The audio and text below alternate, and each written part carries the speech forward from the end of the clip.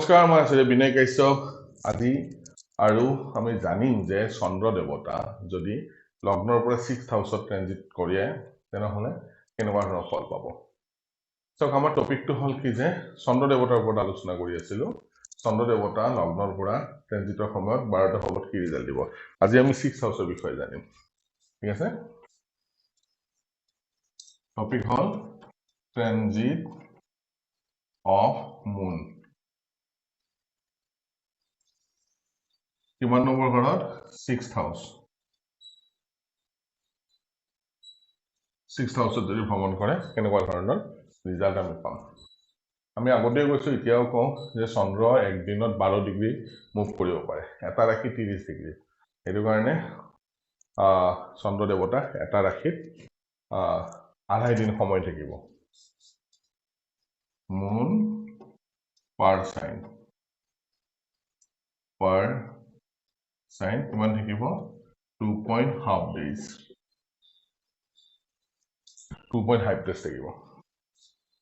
সাধাৰণ সিদ্ধান্ত হিচাপে আমি যদি চাওঁ যে চন্দ্ৰ দেৱতা বা যিকোনো প্লেনেটে কেতিয়া লগ্নৰ শুভ ফলদায়ী গ্ৰহ হয়। চাব যে যদি কোনো গ্ৰহ 1, 5, 9, 4, 10 ভাৱৰ অধিপতি হয়, শুভ স্থানত যদি উচ্চ হয়, এক্সল্টেড বা শুভ ভাৱত যদি শুভ গ্ৰহৰ লগত যদি যুতি বান্ধে। ঠিক আছে, উইথ গুড প্লেনেট, এই গ্ৰহটো অশুভ কেতিয়া হ'ব? লগ্নৰ কাৰণে যদি 6, 8, 12 ভাৱৰ অধিপতি হয়, ডেবিলিটেড হয় বা কনজাংশন উইথ ইভিল প্লেনেট বা অশুভ গ্ৰহৰ লগত যদি যুতি বান্ধি থাকে। আৰু দুটা ঘৰ যে 3 আৰু 11 নম্বৰ ঘৰটো তৃতীয় ভাৱ হয়, তাত যিকোনো গ্ৰহৰ কাৰকত্বৰ ওপৰত ডিপেন্ড কৰিব। যদি ভাল হয় খুব ভাল ৰিজাল্ট দিয়ে, বেয়া হলে খুব বেয়া ৰিজাল্ট 3 আৰু 6 নম্বৰ ঘৰৰ পৰা পাওঁ। আৰু কুণ্ডলী মাধ্যমেৰে আমি বুজো।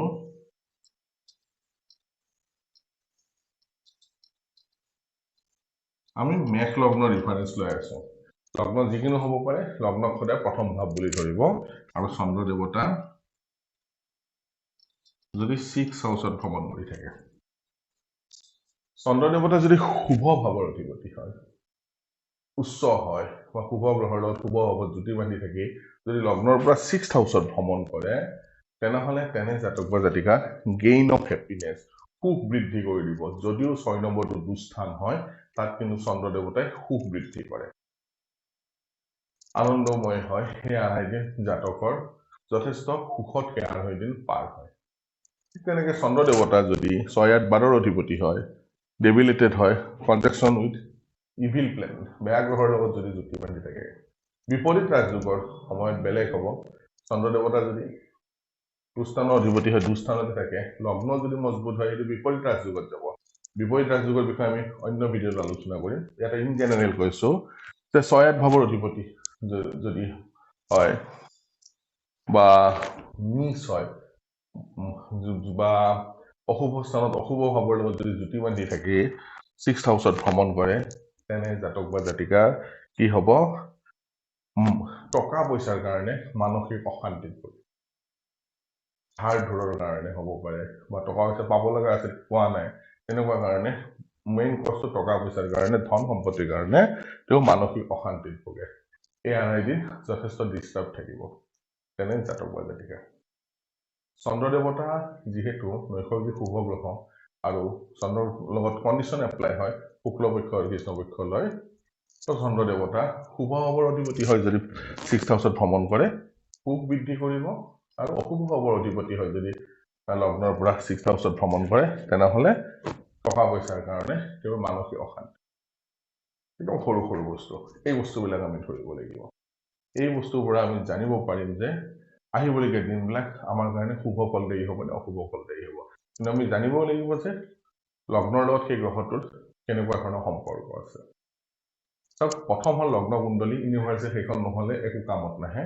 সেইখন আমি চাবই লাগিব তাৰ ফলাদেশ যিবিলাক দশা অন্তৰ্দশাৰ পৰা আমি কেতিয়া ঘটনা পৰিসীমা হ'ব জানিব পাৰিম আৰু এই ডে টু ডে লাইফবিলাক কেনেকুৱা হ'ব শুভভাৱে যাব নে অশুভভাৱে যাব কাৰণ ঘটনা এটা ঘটিব বুলি ৰৈ থাকিব নোৱাৰি প্ৰত্যেক দিনা সূৰ্য ওলাব দিন হ'ব ৰাতি হ'ব আমাৰ দিনবিলাক চলি থাকিব সেইবিলাক শুভভাৱে ভাল পাৰ কৰিব নে অশুভ পাৰ কৰিব সেই বিষয়ে আমি ট্ৰেনজিটৰ মাধ্যমেৰে ভালকৈ বুজি পাম আশা কৰোঁ এই সৰু সৰু ভিডিঅ'বিলাক আপোনালোকৰ কাৰণে অলপ হ'লেও ইনফৰ্মেটিভ হ'ব জ্যোতিষশাস্ত্ৰ বুজাত সহায় কৰিব আৰু নিজে নিজৰ কুণ্ডলী অধ্যয়ন কৰিব পাৰিব এনেকুৱা সৰু সৰু ভিডিঅ' আপোনালোকৰ সন্মুখত প্ৰায় আনি থাকিম যদি মোৰ ভিডিঅ' চাই ভাল লাগে তেনেহ'লে লাইক কৰিব শ্বেয়াৰ কৰিব আৰু ছাবস্ক্ৰাইব কৰিব নাপাহৰিব ধন্যবাদ